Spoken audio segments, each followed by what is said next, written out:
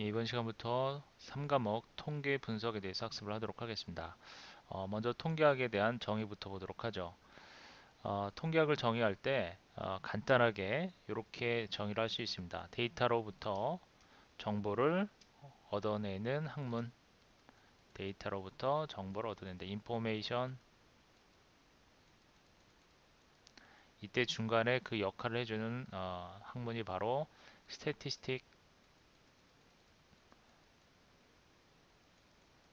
통계학이 있습니다. 이 통계학을 바탕으로 해서 자료를 수집을 하고 해서 그 수집된 자료를 어, 통해서 정보를 이끌어내는 학문, 이것이 바로 통계학이다 라고 간단하게 정의를 할 수가 있겠습니다.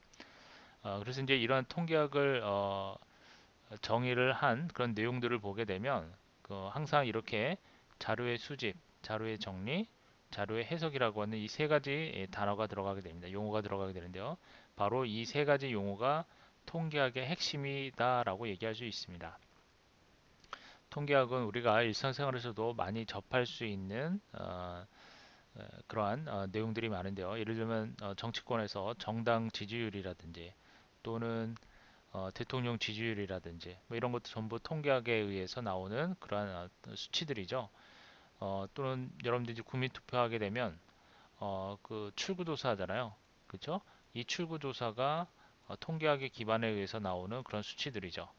그렇죠? 이런 것들이 우리가 접할 수 있는 통계학의 한 예가 되겠습니다. 통계학을 분류를 할 때 보통 기술 통계학 또는 추론 통계학 이렇게 두 가지로 나눠집니다. 기술 통계학 그리고 추론, 예측하는 거죠. 추론 통계학 이렇게 두 가지로 나눌 수 있습니다.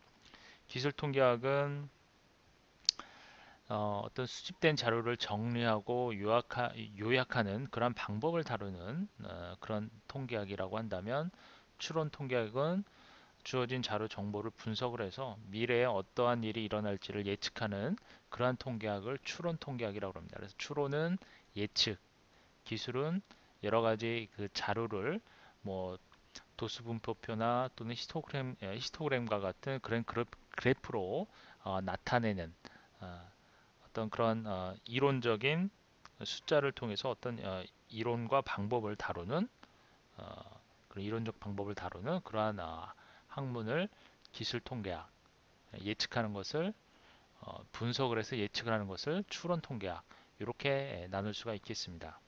그렇다면 우리가 출구조사한다, 그렇죠? 출구조사하는 거는 그러면 어디에 해당이 되죠? 이 출구조사는 어, 그 선거에 대한 결과가 나오기 전에 미리 예측을 하는 거죠. 그러면 출구조사는 어디에 해당돼요? 예, 출구조사는 바로 추론 통계학의 예가 되겠죠. 그렇죠?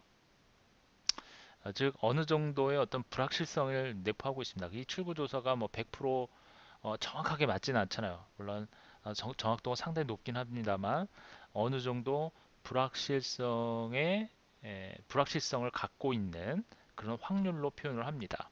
그래서 추출 통계학은 확률론을 바탕으로 해서 발전되고 있는 그러한 학문이다. 출구조사가 대표적인 그런 통계학의 그 추론 통계학의 한 예가 되겠습니다. 반면에 기술 통계학이라고 한다면 뭐 어떤 운동선수의 기록, 성적 이런 것 등은 정확하게 나오는 수치죠. 그래서 이런 것 등은 기술 통계학에 속한다. 라고 볼 수가 있겠습니다. 자, 어쨌든 통계학은 이렇게 정리를 할 수가 있겠고요. 자, 이제 밑에 통계에 대한 예가 나오는데, 통계는 특정 집단을 대상으로 수행한 조사나 실험을 통해 나온 결과에 대한 요약 표현이다. 예, 그렇죠? 그래서 보시면 통계를 할 때는 뭐 이렇게 표본조사, 총조사라고 구분을 할 수가 있는데, 총조사라고 하는 건 보통 이제 센서스라고 하죠. 인구 센서스라고 하면 전체 인구를 조사하는, 인구수를 조사하는 방법.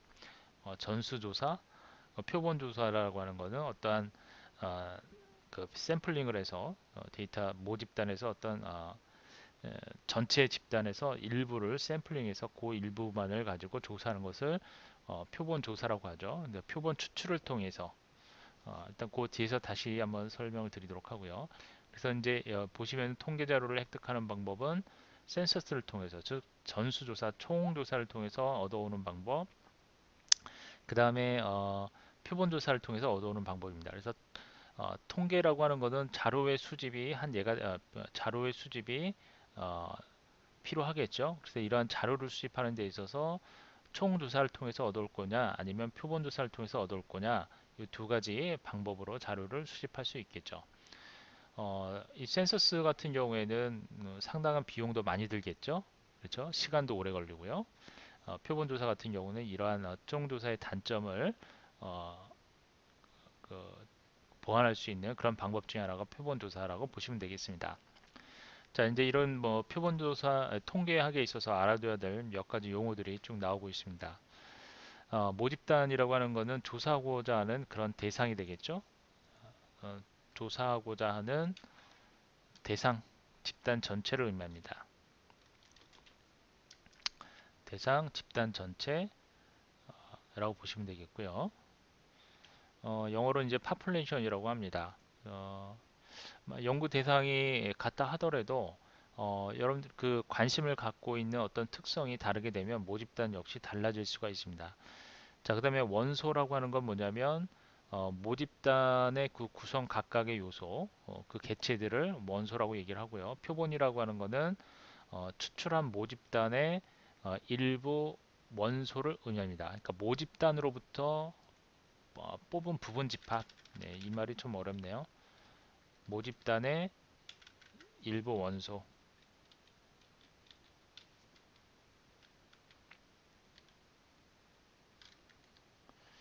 자, 그 부분 집합이라고 보시면 되겠습니다. 모집단의 일부 원소, 부분 집합.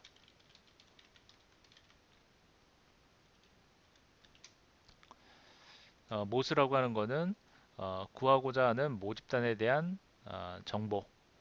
그래서 모집단의 어떤 특성을 나타내는 고유한 상수라고 보시면 되겠습니다. 그래서 모수에는 뭐 그러니까 모평균, 모분산 뭐 이렇게 이제 표시를 할 수가 있겠습니다. 그래서 요거는 어떤 특성, 모집단의 어, 특성을 나타내는 어떤 양적인 값으로 고유한 상수로 표시를 합니다. 그래서 뒤에서 이제 다루게 될 모평균 또는 모분산 뭐 이런 것 등이 모수에 해당이 된다고 볼 수 있겠죠. 자, 이 부분이 좀 애매하긴 한데요. 내용이 좀 애매하네요. 자, 요거는 어, 모집단의 속성과 특징을 나타내는 통계값. 그래서 여기에는 이제 모집단의 평균, 모평균,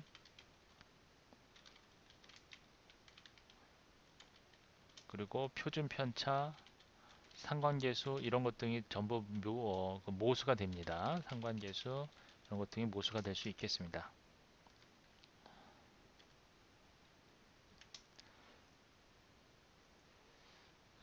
그리고 이제 모집단의 정의, 표본의 크기, 조사 방법, 조사 기간, 표본 추출 방법을 정확하게 명시를 해야 된다. 예, 표본 조사하는 데 있어서는 이런 것 등을 정확하게 명시를 해줘야 되겠죠. 그 통계량이라고 하는 거는 어, 이러한 그 표본으로부터 표본의 어떤 속성과 특징, 그런 것을 나타내는 통계 값을 의미합니다. 그래서 표본 평균 또는 표본의 표준 편차. 자, 이거는 이건 모집단의 표준 편차, 모집단의 상관계수를 의미합니다. 자, 그럼 통계량이라고 한다는 거는 통계량, 통계량은 뭐예요?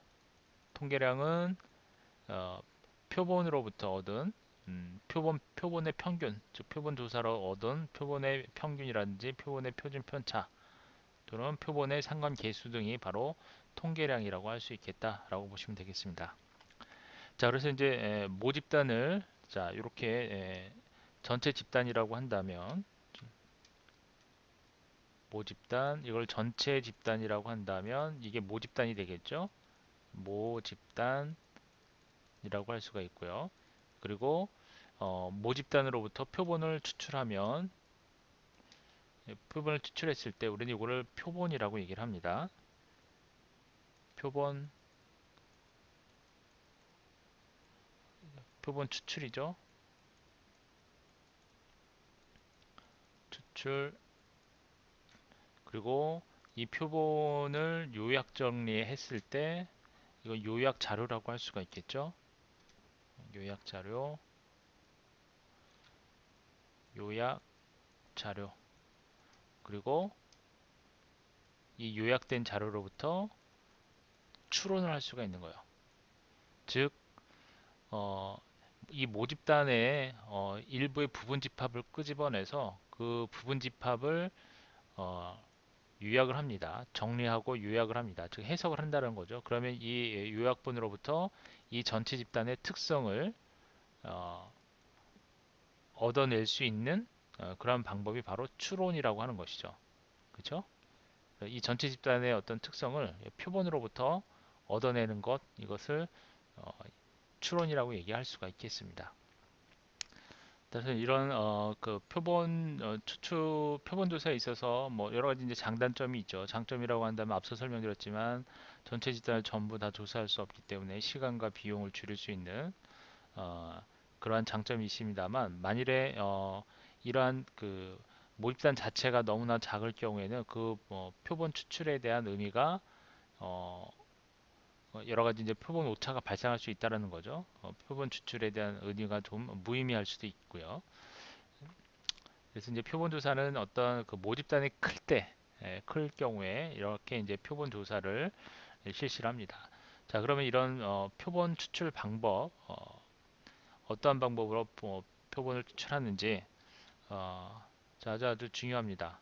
반드시 정리해야 할 내용이 되겠고요. 표본 추출이라고 하는 것은 말 그대로 모집단으로부터 표본을 선택하는 방법, 그러한 행위를 표본 추출이라고 얘기를 합니다. 이런 표본 추출을 얘기할 때 확률 표본 추출과 비확률 표본 추출 두 가지 방법으로 나눌 수 있습니다. 먼저 확률 표본 추출을 보면 단순 랜덤 추출법이 있고요. 개통 추출, 층화 추출, 집락 추출 요 네 가지 방법이 있습니다.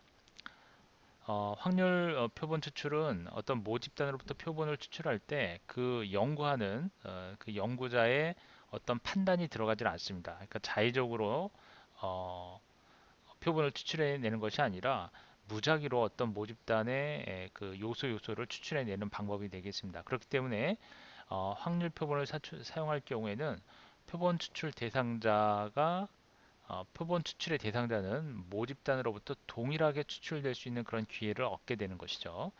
자, 먼저 가장 단순한 형태의 표본 추출 방법으로 단순 랜덤 추출법이 있습니다. 이 추출 방법에는 복원 추출과 비복원 추출이 있습니다. 먼저 단순 랜덤 추출법은 간단해요. 예를 들면 이제 어떤 모집단이 있어요. 모집단이 있으면 이 모집단의 구성 요소, 이 개체들로부터 무작위로 그냥 하나를 뽑아내는 거예요. 하나씩 무작위로 뽑아내는 방법, 이러한 방법을 단순 랜덤 추출법이라고 그러죠. 그래서 n개의 어떤 그 모집단의 요소들이 있으면 어, 만약에 n개에서 n개를 뽑겠다라고 한다면 전부 뽑힐 확률은 1이 되는 거죠. 전부 뽑히는 것이죠. 예, 그렇죠. 그래서 n분의 k를 뽑겠다라고 한다면 이 확률로 어, 뽑히게 되는 거죠. 각각의 요소들은. 자, 이러한 방법이 단순 랜덤 추출 방법이에요. 그런데 이 단순 랜덤 추출 방법은 우리가 생각하기에는 상당히 쉬울 것 같죠. 그렇지만 실제로 이 방법을 구현한다는 것이 상당히 어렵습니다. 어, 거의 불가능하기도 하다고 합니다. 무슨 의미인지 쉽게 와닿지 않죠. 이게 무슨 얘기냐면 예를 들어서 이제 서울 지역에서 서울에 어, 자가용을 운전한 운전자를 대상으로 해서 식부제에 관련된 어떤 그런 의식 조사를 실시하려고 한다라고 가정을 했을 때 그러면 서울에서 자가용을 운전하는 사람이 예를 들면 5만 명이다 라고 한번 가정을 해보겠습니다. 5만여 명이 있다. 그러면 이 5만 명 중에서 500명의 어떤 표본을 추출해서 조사를 하려고 해요. 그런데 무작위로 뽑으려고 합니다. 무작위로. 그런데 이 5만 명 중에서 500명을 무작위로 뽑는데 이 뽑으려면 뭔가 목록이 있어야 될 거 아니에요. 예를 들면 1번부터 500번까지 번호가 5만 번까지 번호가 부여되어 있어서 예를 들면 여기에서 500개의 번호를 추출한다 라고 한다면 이 자가용 운전하는 사람에 대한 조사를 일일이 다 해서 번호를 부여를 해야 될 거 아니에요. 이 번호 부여가 만만치 않다는 거죠. 그렇죠? 이걸 생각하면 거의 뭐 어떻게 보면 이 단순한 이 랜덤 추출 방법이 상당히 이상적인 어떤 그런 자료 수집이라고 자료의 수집 방법으로 알려져 있긴 한데 실제로 이거를 구현을 하기 위해서는 이러한 작업이 필요한데 이게 사실 어렵다라는 거예요. 거의 불가능하다라고 하기도 합니다. 그래서 이제 이 방법이 실제로 어렵다. 그래서 이제 보통 난수표를 활용을 해서 처리하기도 합니다. 컴퓨터에서 예를 들면 5만 개의 난수표와 일련 번호를 발생시킨 다음에 그 중에서 컴퓨터 알고리즘을 통해서 돌리는 거죠. 그래서 500개를 추출하는 그런 방식이 바로 이러한 단순 무작위 추출, 표본 추출 방법이 되겠습니다. 이 샘플링이라고 그러죠. 표본 추출을. 자, 근데 여기 이제 복원과 비복원이 있어요. 복원은 뭐예요? 복원은 어, 자신이 그러니까 한 번 뽑은 표본을 다시 또 추출할 수 있는 것이 복원이에요. 예를 들면 구슬이 있는데 구슬을 주머니에서 꺼낸다라고 했을 때 어, 그 뽑은 구슬을 다시 주머니에 넣고 다시 이제 뽑아내는 방식 이것이 복원이에요. 비복원 같은 경우에는 하나의 구슬을 뽑았어요. 그러면 그 구슬을 다시 집어넣지 않고 이 안에서 새로운 구슬을 뽑아내는 그런 추출 방법을 비복원이라고 얘기합니다. 그래서 복원과 비복원은 그런 의미라고 보시면 되겠고요. 자, 그다음에 이제 계통 추출법인데요. 계통 추출법은 체계적인 표본 추출 방법이라고도 얘기를 합니다. 내용을 보면 모집단의 개체에 1부터 n이라는 일련번호를 부여한 다음 첫 번째 표본을 임의로 선택하고 일정 간격으로 다음 표본을 선택하는 것. 이 방법은 주로 이제 모집단이 클 경우에 사용하는 방법입니다. 그래서 모집단 전체에 걸쳐서 공평하게 표본을 추출할 수 있는 그런 방법으로 알려져 있고요. 앞서 살폈던 이 단순 랜덤 추출법에 비해서 상당히 대표성이 높다라고 알려져 있습니다. 예를 들어서 어떤 모집단이 있는데 모집단에 사람이 600명이라는 사람이 있다고 가정을 해볼게요. 그러면 이 모집단 600명을 이용을 해서 100명을 표본 추출하려고 그래요. 100명을. 자, 그런데 어, 체계적으로 100명을 뽑고 싶은데 이 경우에 이 600을 100으로 나눠줍니다. 그렇게 되면 6이라는 값이 나오게 되죠. 그래서 이 6이라고 하는 값을 이용해서 즉 표본을 추출할 수 있는 간격으로 설정을 합니다. 6을 표본 간격으로 설정을 하죠. 그래서 이 600명 중에 한 명을 1번으로 설정을 하고 계속해서 600번까지 번호를 부여를 합니다. 그 다음에 6이라는 값을 이용해서 예를 들면 어, 여섯 번째 공무원 1번, 2번, 3번, 4번, 5번, 6번 여섯 번째 공무원을 뽑고 그 다음 또 다시 여섯 명의 간격을 두고 다시 또 한 사람 뽑고 이런 식으로 해서 100명을 뽑겠다라고 하는 그런 체계적인 표본 추출 방법을 의미합니다. 그래서 이런 식으로 해서 100명을 뽑아내는 방식 이것이 바로 개통 추출법 일정한 간격으로 항목을 추출해내는 방법 이걸 개통 추출법이라고 얘기를 합니다. 자, 그다음에 이제 층화 추출법은 이질적인 원소들로 구성된 모집단에서 각 계층을 고루 대표할 수 있도록 표본을 추출하는 방법. 층화 무작위 추출법, 층화 무작위 표본 추출이라고 얘기하는데요. 그러니까 어떤 모집단이 있으면 그 모집단을 일정한 기준에 따라서 추출하는 그런 방법이 되는데 예를 들면 이런 거예요. 뭐 H라고 하는 자동차를 사용하는 즉 H 자동차 사용하는 사용자가 있다라고 가정을 해보겠습니다. 이 사용자에 대해서 만족도를 조사를 하려고 그래요. 만족도에 관한 그런 여론조사를 실시하려고 그래요. 그런데 물론 여기 이제 어떤 한 지역을 일단 서울 지역을 한번 예를 들어 볼게요. 서울 지역이라고 가정을 하고 모집단을 한 1만 명이라고 생각을 하겠습니다. 모집단. 그러니까 서울 지역에 H자동차를 사용하는 운전자가 한 1만 명이 있다. 자, 그러면 이 1만 명을 대상으로 해서 고객의 그러니까 만족도 조사를 하려고 합니다. 사용자 만족도 조사를 하려고 하는데 그런데 이 1만 명 안에는 어, 남성도 있고 여성도 있을 거 아니에요. 그러면 이때 남녀 비율이 예를 들면 7대 3이다. 라고 한다면 이 모집단 1만 명 중에서 남녀 비율이 7대 3이라고 한다면 표본 추출할 때도 역시 마찬가지로 뭐 남성을 뭐 8대 1로 뽑던가 이러면 안 되겠죠. 똑같은 비율로 남성은 7, 여성은 3 이러한 비율로 뽑아야 된다는 거죠. 예를 들어서 이제 1만 명 중에 2천 명을 뽑겠다라고 한다면 7대 3 비율로 해서 뭐 7이면 남성은 1,400명, 여성은 뭐 600명 뭐 이렇게 뽑으면 되죠. 그죠? 700, 300이니까 2,000명을 뽑는다라고 한다면 이런 식으로 해서 어, 뽑는 방법, 예, 이런 방법이 바로 층화 추출 방법 이렇게 생각하시면 되겠습니다. 이렇게 하게 되면 좀 더 대표성이 높아지는 그러한 효과를 얻을 수 있겠죠. 그 다음에 집락 추출법입니다. 집락 추출법은 클러스터 샘플링이라고 그래요. 근데 클러스터라고 하는 용어가 이제 자주 사용하게 되는데요. 클러스터링이라고 하는 용어, 그러니까 군집을 의미하죠. 그래서 군집을 구분하고 군집별로 단순 랜덤 을 하는 방식이 되겠습니다. 지역 표본 추출, 다단계 표본 추출이라고도 얘기를 하는데요. 보통 이 방법은 어떤 지리적으로 조사 지역이 너무 크게 분산되어 있거나 또는 시간과 비용이 많이 소요되는 경우에 이러한 방법을 이용합니다. 그래서 지역이 너무 넓어요. 그럼 그 지역을 어,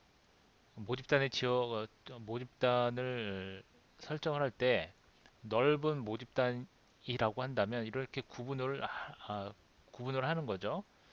어, 뭐 경기도, 뭐 충청도, 대전 뭐 이런 식으로 뭐 각각 모든 지역을 대상으로 한다라고 하면 그 한 지역을 선택을 합니다. 그러면 그 한 지역을 선택해서 예를 들면 뭐 이제 경남을 선택을 했어요. 그러면 경상남도에서 어, 뭐 경상남도를 또 세분해서 들어가게 되면 뭐 구군으로 해가지고 또 추출할 거 아니에요. 그럼 경상남도에서 이렇게 세분화되고 각 구와 군이 있으면 그 구군을 추출한 다음에 그 군에서 또 동읍이 있을 거 아니에요. 그럼 동읍을 선정합니다. 그리고 마지막으로 그 동읍에서 이제 주민등록 부등을 사용을 해서 어떤 특정한 표본을 무작위로 선정을 한다든지 하는 이러한 방법이 바로 집락 추출법이 되겠습니다. 그래서 확률 표본 추출에는 이와 같이 단순 랜덤, 계통 추출, 층화 추출, 집락 추출 이와 같이 네 가지로 나눌 수가 있겠습니다. 자, 그 다음에 이제 비확률 표본 추출입니다. 비확률 표본 추출에는 판단, 할당, 편의, 지원자 표본 추출, 뭐 이 밖에도 몇 가지가 더 있습니다만 대표적인 추출 방법을 제시를 했습니다. 먼저 이제 판단 추출법은 유의 추출법, 유의 표본 추출법이다라고도 얘기를 합니다. 또 목적 표본 추출이라고 얘기를 하는데요. 이 얘기는 무슨 얘기냐면 연구자가 연구 목적에 따라서 그 판단을 하는 거예요. 자신이 판단을 해서 표본을 선택하는 방법, 그 방법을 판단 추출법이라고 합니다. 이 방법은 이제 어떤 제한된 집단들을 대상으로 해서 연구를 할 때 유용한 방법으로 알려져 있고요. 연구자의 어떤 판단에 의해서 하다 보니까 어떤 비용이 좀 덜 발생을 하겠죠. 시간이나 비용적인 경제적인 비용 측면에서 표본을 추출할 수 있기 때문에 이러한 장점이 있습니다만 반면에 단점이라고 한다면 대표성을 보장할 수 없겠죠. 그리고 표본 오차 계산도 거의 불가능하고요.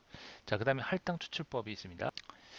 이 방법은 어떤 다른 그 비확률 표본 추출 방법에 비해서 어떤 모집단의 속성을 많이 반영한 그런 추출법으로 알려져 있고요. 예를 들면 어떤 모집단이 갖고 있는 그 특성 비율에 맞춰서 표본을 추출하는 그런 표본 추출 방식인데 표본 추출 단계에서 역시 마찬가지로 그 분류자의 어떤 판단이 들어가게 됩니다. 그러니까 분류자의 편견이 개입이 되기 때문에 아무래도 오차에 대한 개입 가능성이 높다라고 알려져 있습니다. 예를 들면 이런 거요. 어떤 A라고 하는 모 대학이 있습니다. A 대학에서 신입생 5천 명을 대상으로 해서 학생 만족 생활 만족도 학교 생활에 대한 만족도를 조사하려고 한다. 5천 명을 대상으로. 그런데 여기에서 100명을 추출하려고 합니다. 100명을 추출하려고 하는데 이 5천 명을 뽑을 때 5천 명에서 100명을 뽑을 때 각 학과별로 인원수가 틀릴 거 아니에요. 그래서 뭐 학생 수가 많은 학과가 있을 수 있고 그에 반해서 적은 학과일 수도 있기 때문에 학과별로 뽑는데 많은 그 학생 수가 있는 학과 그런 경우에는 좀 더 많이 뽑고 그 다음에 어, 상대적으로 적은 학과에서는 적은 인원수를 뽑는 이런 방식이 바로 할당 추출법이다. 할당 표본 추출법이다. 예를 들 수가 있겠네요. 그 다음에 편의 추출법은 말 그대로 그 손쉽게 표본을 추출하는 방법이에요. 예를 들면 그 연구하는 연구자가 뭐 쉽게 접근할 수 있는 그런 사람들을 추출하는 방법이죠. 표본으로 선택을 하는 방법. 그것이 편의 추출법. 예를 들면 뭐 길거리 면접과 같이 우연하게 그리고 무계획적으로 어떤 표본을 추출하는 방법. 그래서 이 방법을 얘기할 때 우연 표본 추출 또는 무계획 표본 추출이라고도 얘기를 합니다. 요 방법은 그 사회과학 연구 분야에서 일반적으로 많이 사용되는 그런 추출법으로 알려져 있습니다. 이 방법은 대신 그 표본이 어떤 모집단을 대표하는 그런 표본이 아니라는 거죠. 그래서 어떤 모집단을 추론을 하기에는 어려운 그러한 표본이다라고 생각을 하시면 되겠습니다. 장점이라고 한다면 말 그대로 시간과 비용을 절감할 수 있는 장점이 있죠. 대신 단점이라면 지금 설명드렸던 표본의 대표성을 추정할 수 없다라고 하는 그런 단점이 있고 오차 개입에 대한 발생 확률이 높겠죠. 그럼에도 불구하고 이 방법은 어떤 특정 연구 목적을 위해서 자주 사용되는 그런 방법으로 알려져 있습니다. 자, 그 다음에 지원자 표본 추출법입니다. 말 그대로 지원자를 대상으로 하는 거예요. 어떤 그 표본을 추출하기 위해서 그 지원자, 즉 희망 대상자들, 그 대상자들을 표본으로 해서 선정하는 방법이 되겠습니다. 예를 들면 이런 거요. 어떤 우리가 TV 프로그램을 보다 보면 전화 여론조사라는 게 있죠. 그 전화 여론조사라고 하는 거는 그 전화를 걸어서 지원을 하는 그 그 대상자를 통해서 조사를 하는 거죠. 예를 들면 찬성, 반대. 이러면 찬성은 1번, 반대는 2번을 눌러서 의견을 도출해내는 의견을 반영하는 그런 여론조사. 이것이 이제 보통 어, 그 많이 사용하는 그런 지원자 표본 추출법이 되겠습니다. 예, 이번 시간은 여기까지 하도록 하겠습니다.